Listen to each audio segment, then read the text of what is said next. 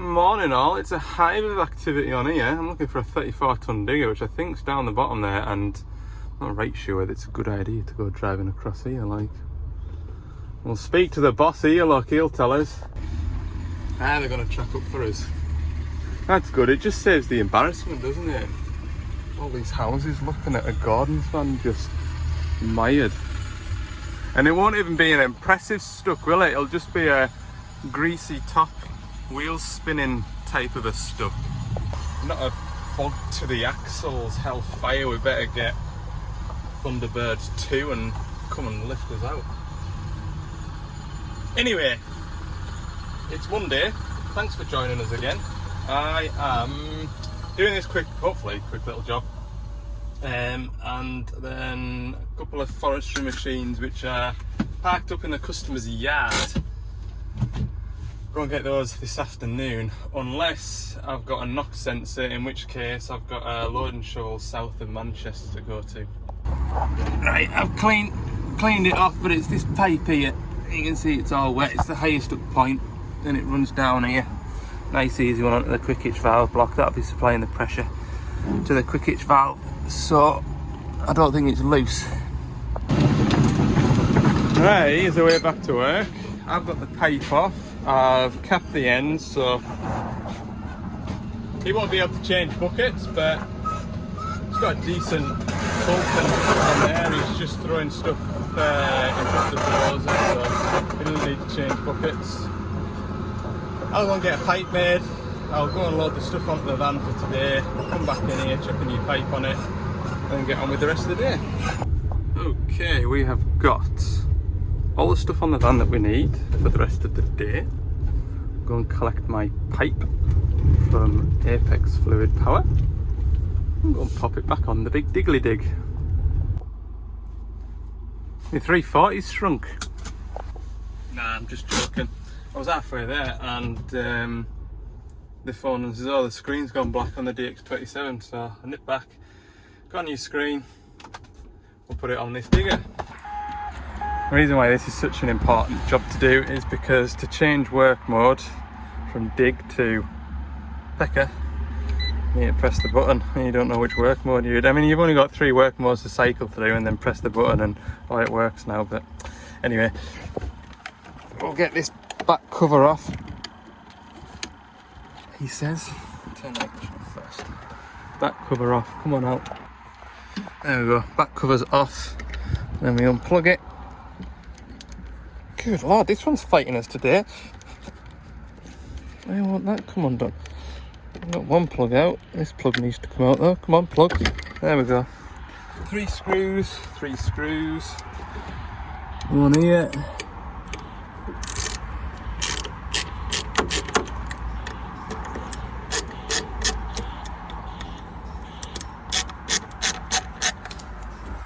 Tell you what, it is a bloomin' good job. I had a phone call at 7 o'clock this morning and there's a loading shovel way down past Manchester. It's got a engine management light on it. It's in limp mode because it's got a Perkins engine in it. NOx sensor fault. And unfortunately we don't have a NOx sensor for it, otherwise, what time are we on now? 9:30, yeah, I'll be down past Preston by now. And these lot will be upset that they can't do peckering. That 340 would still be leaking oil. And the bit that I'm going to, when I finally get all these little jobs done, there's 2 machines in one place. So everything happens for a reason, doesn't it? We'll go down Manchester tomorrow. Look forward to a nice ride out. There we go, look, hey, it's that simple. There's something in there that stops the screen illuminating. As you can see, part number on that, RB. It is a known issue. It's a fixers fail replacement job, which is annoying like. Now there was a list of machines that had to have it done, I think. And then evidently there were machines that didn't make it onto that list, like this one. Right, so there's something you can do if you are buying one of these machines second hand. Pop this plastic off the back of here, and you should be able to see the part number RB, and you'll know then if you're buying this machine second hand, or a machine second hand, that it's got the updated screen on it. There we go, sports fans, we're up and running. Right, do some finishing touches now. 10:10. I'm not doing too bad, I suppose. We'll be 20 minutes at that 340 once we get there. That's another 15 minutes away. Alright, we'll be alright. Okay, final thing that I did, I thought I'd better just check to make sure that this hammer works. And I put it in the ground, pressed the hammer button, and it kind of, the pipe tensed up, but it didn't do anything. That's weird. I thought it obviously has been working because there's the evidence. So I thought, oh, is this valve not turned the right way or something like that? I don't know, maybe he's mucked about with it because there wasn't a pipe on it. Anyway, turn that valve so it is the right way. Still wouldn't do it. And I looked at the pipes, and on a hammer, this is your return line here, this is the oil going straight back to the tank. And that one was in the pressure line, so I was feeding the return with pressure. So I swapped the fittings over. So I think in its whole entire life, it's always been worked on two-way. They've just rocked the thumb wheel one way only, which is not good because you're going to have a lot of back pressure through the valve chest and back to the tank for that hammer. So anyway, I've sorted it now. Here's the long story short. It works. But the lad that was driving it, he's nipped away to go and get some lunch. And I can guarantee you in half an hour I'll get a phone call that, well, the hammer won't work anymore. Anyway, it's starting to spit with rain. Let's go and get this pipe on. Alright, I've got this pipe fixed. Pipe fitted, just put some oil in. That Manitou over there's got an oil leak now. I'm never going to get out of Carlisle at this rate. Another broken pipe. What had happened was he was clearing rubble out from that screener, and a big cobble went down between the back of the bucket and the thing off the conveyor belt. Right, I'm going to go to a different bit to get this pipe made because I need to go through to Rickaby's anyway, where Airpax Fluid Power was, to get my stuff for the day that I'm supposedly doing. Right. Oh no then. Make some sockets. Hey, it's one of these pipes here. It goes from there down there for the quick hitch, and believe it or not, the bolt for the clamp snapped as well, didn't it? Of course it did, hey. 11:30 now, I'm already on my third job. I can go home after this. Got me compulsory 3 jobs a day done. Right, I really don't have time to sit and drill that bolt out and tap it and all that stuff. I'll put some of this rub on here. We'll just try it now. If there's a key in it, I'll try it. If there isn't a key in it, then I'm out of here. I've got loads to go and do. Oh, there's a key. There you go. Classic Manitou. What a rattly old thing. Right. Lock. Open. I hate Manitous. There we go. That works. No leaks. Still got plenty of oil in there. Just good because I put 30 odd litres in that 340 and I've nothing left now. Alright, Manitou's back to work. 340's back to work. Let's get out of here quick before I get collared into doing something else. 10 to 12, so by the time we get up to the next 2 jobs, it's technically 4 jobs at the next bit, it'll be 12:30 I think. Okay, 1 o'clock, I've had some lunch. This is the machine that we saw up on that hillside with the, what did I do last time, the air conditioning control panel. Spotted that this track was slack, got some grease valves to fit on it today, as well as a new aircon pump and some shims to put in the hitch. Now the reason why I wanted to come to this machine today rather than doing it last Friday, because in the previous video I says, oh, I'll go and do this machine Friday afternoon. Well, there's a 160-7 that needs a service, 1,000 hour service, and it was in the yard, so I thought I'll do the high track in the yard and then run up to the top of the hill to see this machine, but everything's all moved around and the high track is no longer in this yard as of this morning. So I missed it while I was probably doing that Manitou oil pipe or the screen on the 27.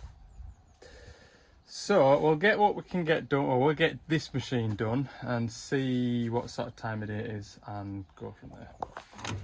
Now I don't know where that high track's gone either, because it must be somewhere with bad signal, because the tracker hasn't updated yet.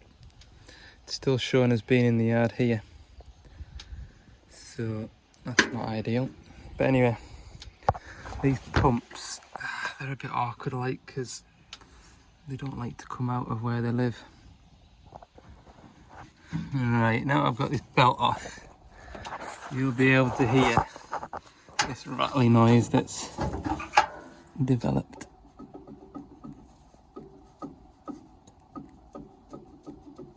And it's that noise that you hear when the machine's at idle. And the new one doesn't do that. So belt off, 2 pipes off the back, plug for the clutch, which is here. Is it off? Have I unplugged it yet? No. There we go. And then it's either 3 or 4 bolts. How many? Oh, we have got 2 down there. Yeah, so it's 4 bolts. Easy.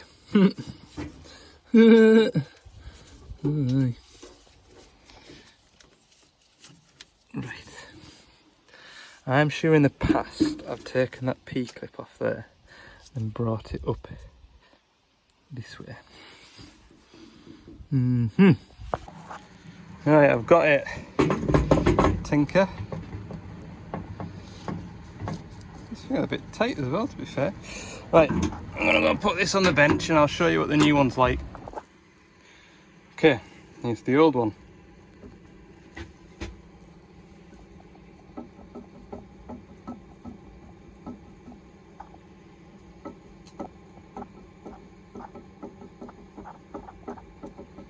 Hear that knocking noise? Right, put the new one in the vise now. Here's the new one. Nothing. We're on, plugged in, piped up. Need to run a vacuum now, and while I'm doing that I'll do the grease valves, but well, I've got one thing to say. See that spring tensioner down there? It's got no hole for locking it out in the unlock position, and what a pain in the backside that is. My word, it's a pain in the backside. Right, get the vacuum pump on it. Right then, final couple of jobs. I'm going to do these valves in here, which is absolutely minging in here like, oh, it's horrible. Now, even though it has lost tension, there might still be pressure there, and I don't want to get a face full of grease, so I'm just going to wind this in. And you can see now the grease squelching out. Whoa!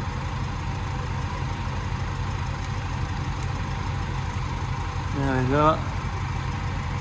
It's all the way in. And that's all the pressure out. Now we get 22mm socket. I'm going to get my airline though and just give that a bit wazz out. There we go. Grease going back in. Everybody over the weekend has told me, what? Get ready, it's ramping up to be another heat wave. Going the wrong way about it. It's flipping raining now.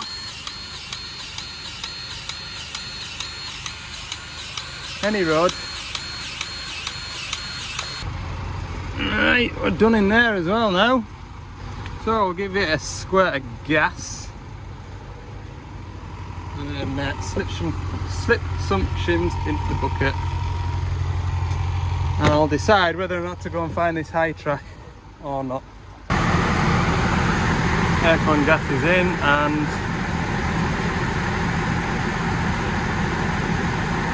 no rumbling noise. Godong, godong, godong, godong, godong, godong.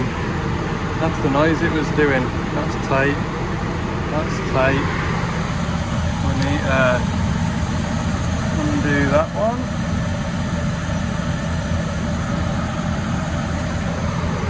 I'm rather pleased that I could get the van next to it, because I've left my extension cable at home. And it's a good job really. You can get right next to the machine.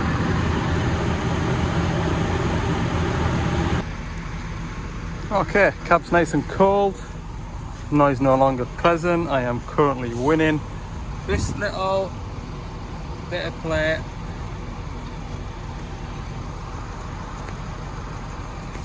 needs sorting out. Now I don't think that plate was there.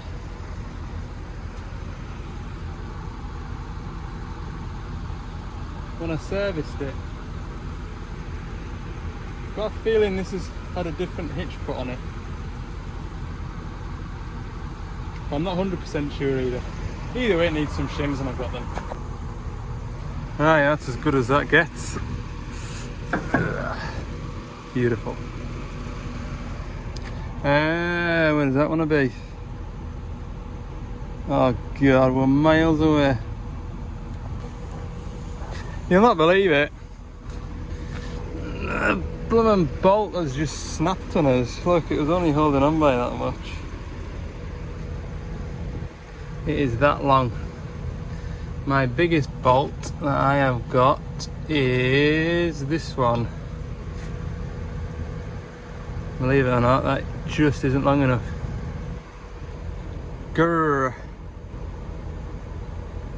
I'm sure I've got some threaded bar in the van somewhere, but I can't find it. I have found it. The wrong stuff, too thick. I ain't drilling that hitch out. Where on earth will I find? I've been around all the buckets. See if there's one to pinch. There isn't. Not ideal, but that's my only other option for the time being. Yeah, at least if it goes out, then it's safe. Do you know what I mean? But it ain't ideal. Check that out. Okay, that's the 210 done. I'll be honest, I'll be quite happy to go and do a 1,000-hour service on that high track. The only problem is the 3 lads on site there haven't got any phone signal and they're not answering the phone, which is why I can't see the updated location on the telematics. And yeah, nobody else knows. There's only 3 people that know where they are, because I've just spoken to Mark off of M-Ditch YouTube fame, and he's tried phoning them as well. So it's 3:30. Looks like we're going back to the yard. I'll chuck all my aircon gear off. I won't need that tomorrow. It's not been a bad day. It would have just finished it off nicely if I'd have got that 160. It would. Anyway, not to worry. Go back through the yard, unload, reload for tomorrow. See you in the next video then. Might as well wrap it up. You're not going to miss out. I am going to wash the van actually. That is one job that I'm desperate to do. So you don't need to see that either. Thanks for watching. Hope you've enjoyed this video. If you have, please click the like button. Subscribe if you haven't. I'd appreciate that. And we'll see you all in the next video. Well, I'm going on a big road trip down south, like down past Manchester and what have you. See you tomorrow.